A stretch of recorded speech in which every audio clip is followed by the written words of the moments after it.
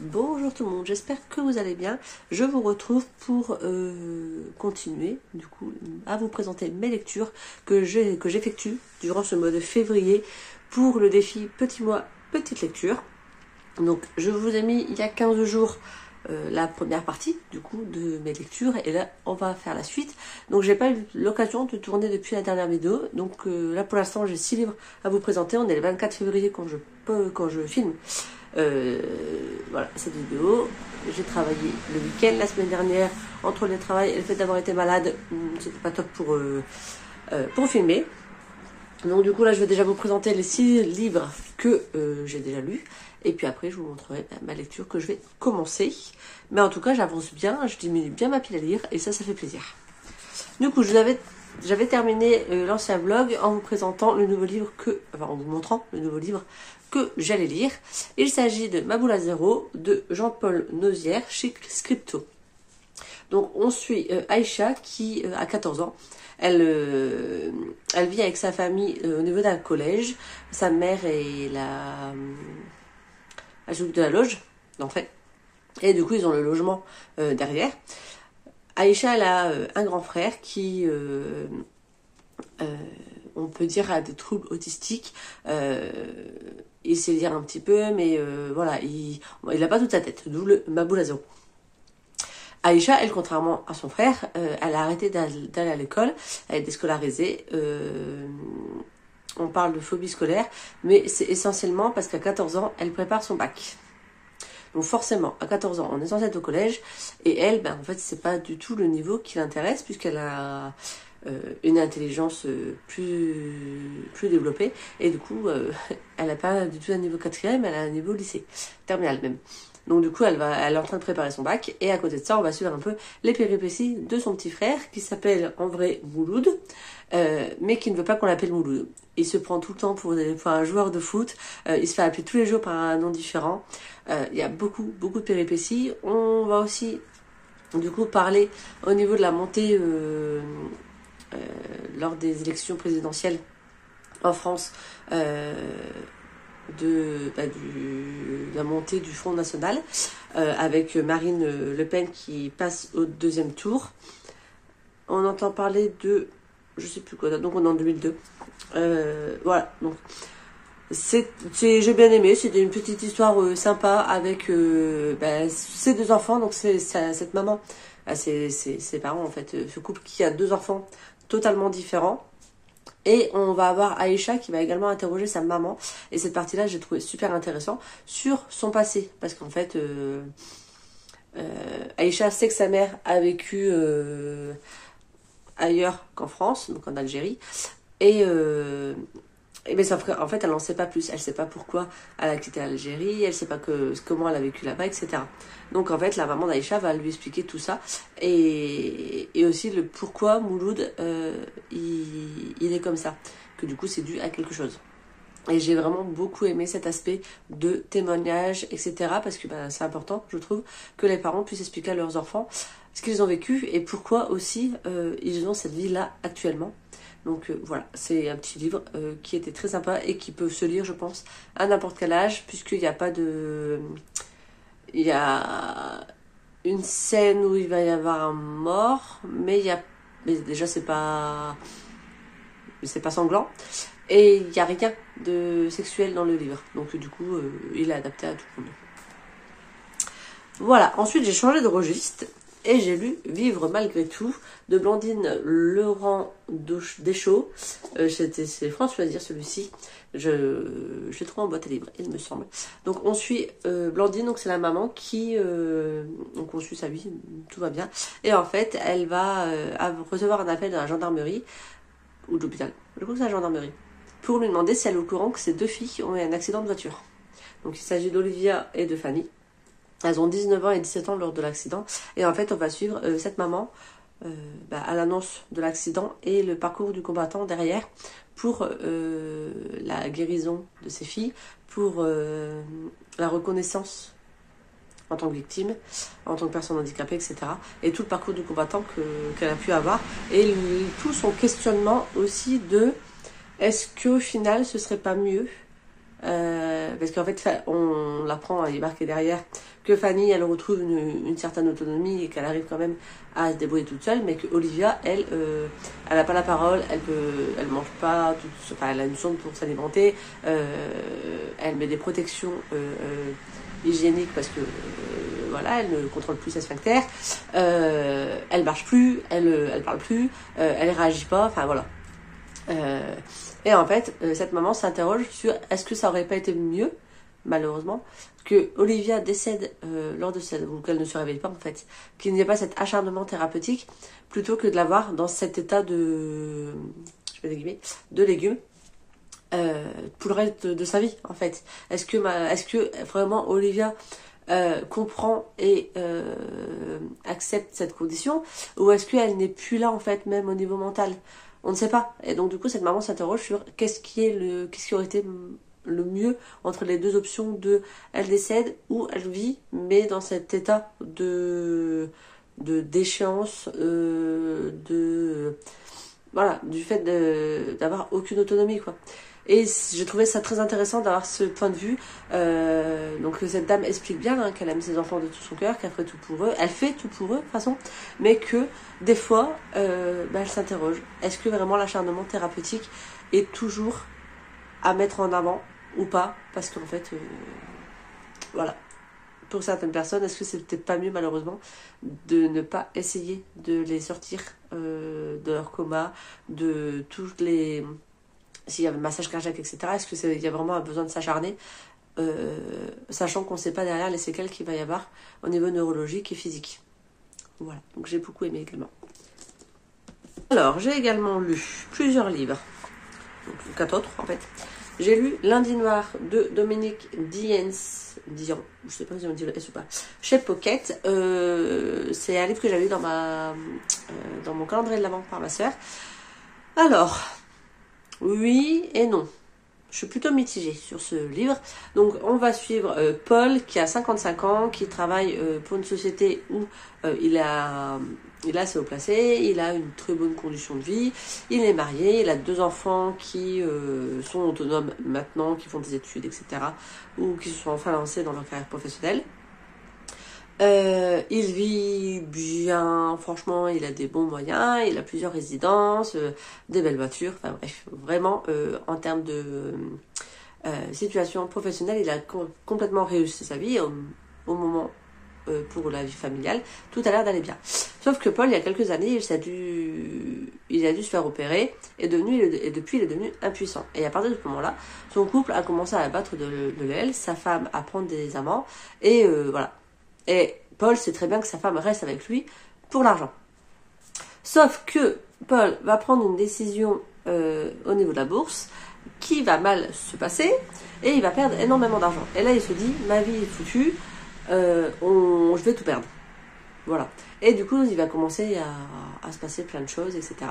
Alors, c'était sympa parce que du coup, il y a eu des rebondissements et on savait pas trop où l'auteur voulait nous emmener.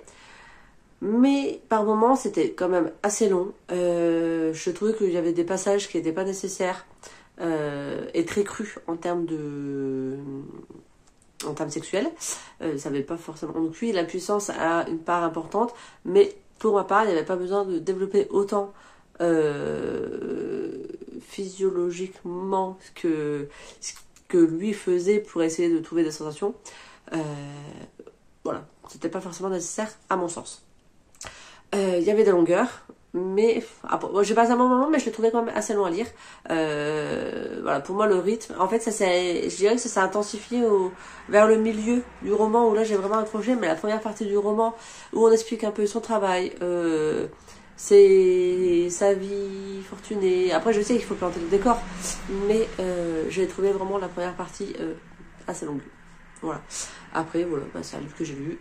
Il a fait son job et il rentrera. Il ira soit dans une boîte à livres, soit je le ramènerai à ma soeur pour qu'elle puisse le lire, puisqu'elle était très curieuse de ce bouquin, donc je pense qu'elle le lira. Et ensuite, elle verra si elle le met en vente, si elle le met en boîte à livres, si elle en fait dans la bibliothèque. On verra. Ensuite, du coup, j'ai lu 3 petits livres. Je vous avais dit, j'avais lu plein de petits livres comme ça dans cette pile à lire pour le mois de février. Et du coup, j'en ai lu 3. j'ai lu À la vie, à la mort de Paul Dubouché chez Paul Fiction. Dans ce livre, on va avoir plusieurs nouvelles qui tournent autour de la Première et Seconde Guerre mondiale. En fait, plusieurs guerres mondiales, enfin plusieurs histoires, mais elles vont toutes être liées au niveau de la Seconde Guerre mondiale. Il y a un fil conducteur. J'ai bien aimé parce que du coup on découvre plusieurs choses. Après j'avoue qu'il y a plusieurs nouvelles où j'aurais bien été plus loin. J'aurais bien voulu en connaître un peu plus. C'était sympa. C'était franchement pour un premier pied, je pense, dans la Seconde Guerre mondiale, dans tout ce qui est romancé Seconde Guerre mondiale, pour essayer d'avoir les points de vue des soldats, des familles, etc. Je pense que c'est un bon petit roman qui peut permettre d'avoir un premier point de vue de la résistance, des choix, etc. Donc voilà. Après on rentre vraiment pas, on reste en surface étant donné que ce sont des nouvelles. Donc forcément on voudrait par moment en apprendre plus, mais c'est un petit livre, donc forcément on peut pas pousser plus que le nombre de pages qui est prévu. Je peux pas vous en dire plus parce que du coup je suis pas un personnage précis. On en suit plusieurs, donc voilà. C'est un peu compliqué de pouvoir parler d'un livre de nouvelles, sachant que du coup il n'y a pas vraiment un fil conducteur, il n'y a pas un personnage qu'on va suivre sur plusieurs moments. Il y a 2, 4, 6, 7 nouvelles dedans. Voilà. Donc voilà, 7 nouvelles dans un tout petit livre. Comment vous dire que ça s'est lu très rapidement. Ensuite, j'ai lu Fils de personne de Barbara Moine chez la collection Nous Deux, historique. Donc là, on va suivre Antoine. Non, pas du tout. On va suivre Julien. Il s'appelle pas du tout Antoine. Je sais pas pourquoi j'ai lu Antoine. Il s'appelle Julien. On va suivre Julien, qui est devenu le successeur de ses parents de la société, du domaine viticole, à la mort de ces derniers. Donc Julien a 23 ans, il est prêt pour se marier, etc. Alors c'est un mariage pas spécialement d'amour, mais c'est surtout un mariage pour agrandir son domaine viticole. Et en fait, un jour, il va recevoir une lettre avec un article de 2 femmes qui sont tondues, fin de Seconde Guerre mondiale, en lui disant, il y a une femme qui est entourée en disant, c'est ta mère. Sauf que Julien, non en fait, peut pas être sa mère. Forcément, il a vécu avec ses parents. On ne lui a jamais dit qu'il était adopté. Du coup, ses parents, ce sont ses parents. Et du coup, il va demander à sa cousine Noémie de l'aider à mener cette enquête pour savoir, parce qu'en fait, ça le travaille. Et surtout qu'en s'interrogeant sur ça, sur la photo, etc., on apprend que ces femmes qui ont été tondues, elles étaient accusées d'avoir fricoté avec les Allemands pendant la Seconde Guerre mondiale. Et du coup, forcément, ça passait très mal. Donc, et le problème, c'est que du coup, la famille de sa future femme, le frère de la mère, a été tué par les Allemands pendant la Seconde Guerre mondiale. Donc du coup, il y a un gros ressentiment sur cette histoire. Et sa future femme lui dit, laisse tomber l'affaire, tu sais pas ce qui pourrait se passer, mes parents pourraient être pas contents, voilà, on est dans une société où ils se... Voilà.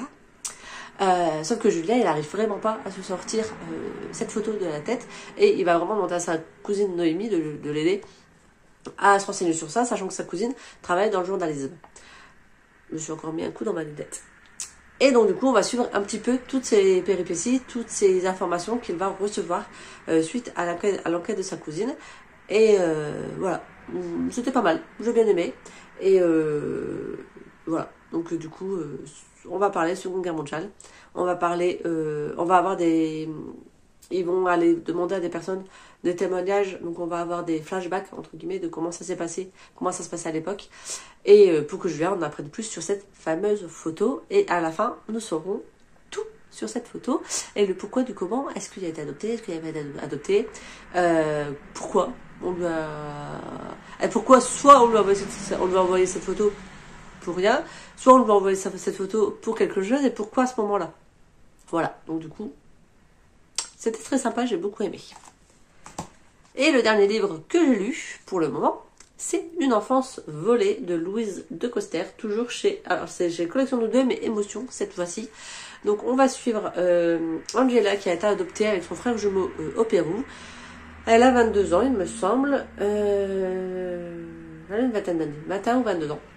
Elle travaille dans un salon de coiffure, tout va bien, elle est contente, elle est en couple, tout va bien dans sa vie, jusqu'au jour où il reçoit un appel de la gendarmerie parce que son frère jumeau a été retrouvé. Non, il ne reçoit pas un appel, ils viennent les voir.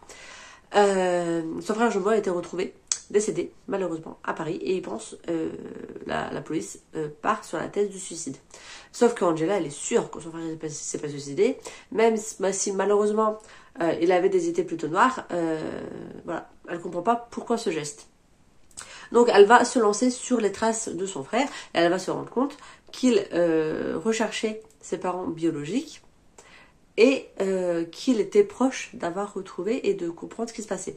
Et dans les affaires de son frère, Angela va retrouver des articles de presse qui expliquent que pendant les quelques années autour de leur adoption, en incluant celle de leur naissance, il y a eu une centaine d'enfants du Pérou qui ont été volés, arrachés à leurs parents et qui ont été vendus à l'adoption de façon illégale et que du coup eux feraient partie de ces deux enfants qui auraient été du coup arrachés à leur mère. Et du coup Angela va terminer cette enquête, cette quête pour voir si c'est vrai et si oui, est-ce que qui est sa maman, qu'est-ce qui s'est passé, pourquoi, etc. Et donc on va suivre Angela sur cette quête d'identité, de recherche de soi et j'ai beaucoup aimé et je suis triste que du coup son frère jumeau il n'ait pas pu avoir son happy end comme il le souhaitait. Donc c'était très sympa de découvrir un petit peu tout ça et malheureusement on sait que ça existe et que ça existait et que malheureusement je pense que ça peut encore exister des parents qui se font avoir par des personnes mal intentionnées pour pouvoir pour les adoptions ou autres et c'est très malheureux.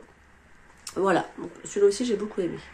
Et là je me suis dit que j'allais lire L'amour est déclaré de Nicolas Ray chez J'ai lu. Donc je vais le tester. On verra. J'en ai commencé un autre hier soir. Non, pas du tout. Samedi soir. Au travail. Mais j'ai pas lu grand chose parce que j'ai pas eu le temps et je l'ai oublié dans ma voiture. Donc du coup je l'ai récupéré ce soir parce que c'est mon homme qui est passé avec la voiture au travail aujourd'hui. Donc voilà, donc je vais me mettre à bouquiner un petit peu et dès que j'aurai lu, je vous referai un retour de lecture, mais en tout cas dans ma pile à lire que j'avais prévu, je crois qu'il me reste 6-7 livres, pardon, sachant que j'en avais prévu 23 je crois, donc c'est pas mal, et voilà, donc du coup je lis ça et je vous refais un retour dès que j'ai terminé un bouquin, et tout ça avant jeudi, parce que jeudi je vous poste la vidéo, donc voilà, c'est tout, je m'arrête là, et pour vous la vidéo reprendra tout de suite. Coucou, donc je vous retrouve pour vous parler de mes 2 nouvelles lectures. Donc j'ai terminé, comme je vous l'avais dit, L'amour est déclaré de Nicolas Ray. Alors c'est un petit livre, pas spécialement intéressant. J'avais pas vu, il est noté, il y a une note catastrophique sur Libradicte. Et malheureusement, je trouve qu'il mérite la note qu'il a sur Libradicte. On va suivre donc du coup Nicolas, l'auteur de ce livre, qui nous explique que avant c'était un alcoolique, un drogué, etc. Que depuis il fait des efforts, mais c'est décousu, il n'y a pas d'intérêt, il y a des scènes osées. Voilà, c'était vulgaire, c'était pas, ça ne m'a pas plu. Donc voilà, après chacun ses goûts, mais je l'ai lu, c'est fait, mais je l'oublierai très très rapidement. Et du coup, hier soir, suite à cette déception, il me restait un peu de temps pour lire avant le début de Clem, parce que du coup, il y avait un nouvel épisode de Clem, et moi j'adore cette série. Donc du coup, j'ai regardé, j'ai lu avant que Clem commence. Donc j'ai commencé Impossible à lire de Patricia Relly Gif ou Gif, pour moi c'est Gif, chez Tribal Flammarion. J'ai terminé là il y a un petit quart d'heure. J'ai beaucoup aimé, c'était très sympa. Donc on suit Sam qui a 11 ans et en fait il cherche, enfin c'est la veille de ses 11 ans, il va essayer de chercher après ses cadeaux d'anniversaire, il va aller au grenier, parce qu'il a cherché dans toute la maison, il n'a rien trouvé, donc du coup il va au grenier, et de là il va trouver un article de journal avec une photo de lui quand il était petit et le mot disparu. Donc il va commencer à s'interroger sur ses origines. Est-ce que il aurait pas été kidnappé? Est-ce que qui est-il, etc. Est-ce que l'article parle bien de lui? Donc il va essayer de mener une petite enquête.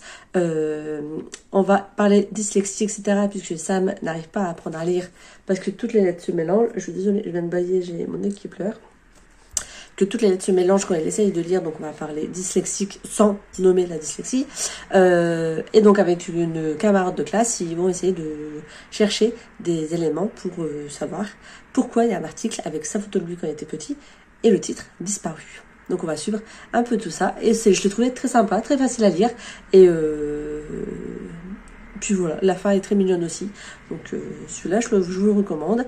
Écriture fluide, très adapté à n'importe quel âge et voilà, donc du coup lui il était super bien et je sais pas ce que je vais lire après. Là pour l'instant je vais me poser un peu, je vais jouer un petit peu, j'ai envie de jouer un petit peu. Ce matin j'avais envie de faire du killing, sauf qu'en fait j'avais aucune idée, enfin j'ai pas d'inspiration, donc c'est compliqué de faire du killing quand on n'a pas d'inspiration. Donc du coup si vous voyez cette vidéo et vous voulez voir du killing, bah dites-moi ce qui vous intéresse, parce que quel genre de tuto vous aimeriez avoir, parce que j'ai pas d'idée en ce moment. Voilà, on va dire que la météo, elle n'est pas non plus à trouver de l'inspiration, il fait gris et c'est démoralisant. Bref, donc quand je lirai un autre livre, je vous reprendrai. Coucou, je vous reprends, on est mercredi 26 février, mais non pas mars. Hier, du coup, j'ai lu un petit jeunesse, j'ai lu L'Oiseau en danger de la saga Alerte Africa de Lucie Daniel chez Pocket Jeunesse. C'était très sympa, donc on suit un petit garçon qui vit en Afrique. Sa mère a épousé un nouvel homme et du coup ils sont partis vivre là-bas parce que cet homme est responsable de la réserve animalière, je ne sais plus le nom, mais bon, d'une réserve animalière en Afrique. Donc lui, très content de vivre là-bas, auprès des animaux, etc. Et en fait, il va y avoir une équipe américaine de tournage qui va venir pour tourner un film avec des lionceaux. Sauf que ça va pas forcément se passer comme prévu, parce que ils voudraient, cette équipe de tournage américaine, récupérer les lionceaux pour les emmener chez eux. Et eux, enfin le petit garçon ainsi que son beau-père essayent de leur faire entendre raison, comme quoi c'est pas une vie pour eux, ce sont des animaux sauvages, il faut les laisser vivre dans la nature. Voilà, donc on va suivre un petit peu cette histoire auprès de ce petit garçon, de sa copine qui l'accompagne, Shani, et voilà, donc tout ça voilà, sur fond d'Afrique, sur fond de savane, avec les animaux sauvages et tout, c'était très mignon, et j'ai beaucoup aimé. Voilà, donc là, j'ai pas commencé je n'ai pas commencé une nouvelle lecture, on va y arriver. Je ne suis pas sûre d'avoir le temps de lire un nouveau livre avant de clôturer ce vlog, puisque je clôture demain matin et cet après-midi je travaille. Je vais tenter, je vais prendre un petit livre rapide à lire je pense, et puis on verra bien. De toute façon je vous reprends demain pour clôturer le vlog avant de vous le monter, de vous le mettre en ligne. Sur ce, à plus. Coucou, je vous reprends pour clôturer donc ce petit vlog. J'ai pas relu de livre, donc là on est le 27 février, il est 8h35, David vient de partir à l'école, moi j'ai fait la soirée et la nuit, donc je suis rentrée il y a une petite heure, donc là je clôture le vlog. Ce mois-ci, du coup, pour le challenge petit mois, petite lecture, j'ai lu 22 livres, dont une BD, donc Brume, le tome 2, que je vous ai présenté également durant ce vlog. Voilà, donc je trouve que c'est pas mal, c'est une bonne moyenne de petits livres lus. Je suis plutôt contente de moi, parce que du coup tous les livres sauf 3 venaient de ma pile à lire, et après il y a, attendez, parce que je suis sur Livre Addict en même temps sur mon ordinateur, il y a donc 2 livres de chez ma sœur, un livre de la médiathèque, donc la BD, et on a